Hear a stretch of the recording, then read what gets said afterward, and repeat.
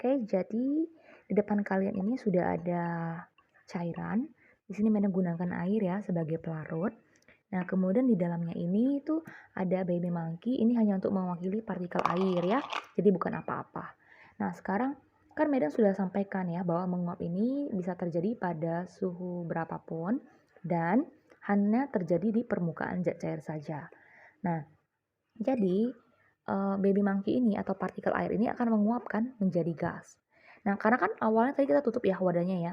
Jadi partikel-partikel dari uap air tersebut tidak bisa keluar dari wadah.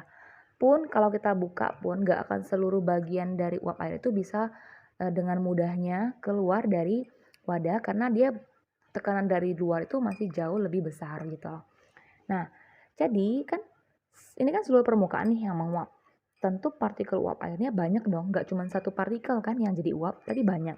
Nah, saking banyaknya partikel dari zat cair yang menguap, itu akan menyebabkan partikel-partikel uap yang berada di atas cairan itu bisa menabrak dinding-dinding dari wadah.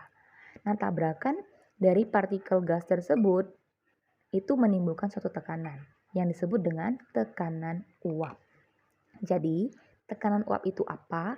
Tekanan uap adalah tekanan yang ditimbulkan oleh partikel gas dari suatu cairan atau suatu pelarut ya. Nah, itu yang disebut dengan tekanan uap. Semoga video ini bisa membantu kalian memahami apa yang dimaksud dengan tekanan uap.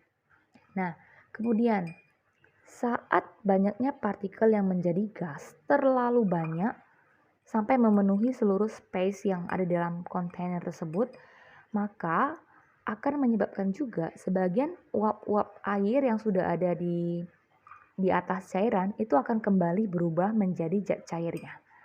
Nah, jadi ada yang pergi jadi gas dan ada yang balik dari gas menjadi zat cair.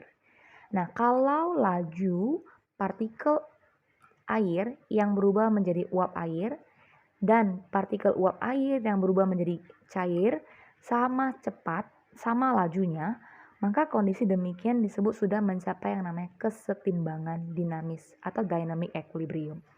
Jadi, dynamic equilibrium pada suatu pelarut terjadi ketika laju penguapan itu sama besarnya dengan laju pengembunan atau laju kondensasi ya. Jadi laju yang menguap sama cepatnya dengan laju yang kembali menjadi zat cair, sama besar. Itu dikatakan mencapai kondisi kesetimbangan. Oke, jadi ini yang bisa Madam sampaikan mengenai tekanan uap. Semoga kalian dapat mengerti melalui video ini dengan lebih baik.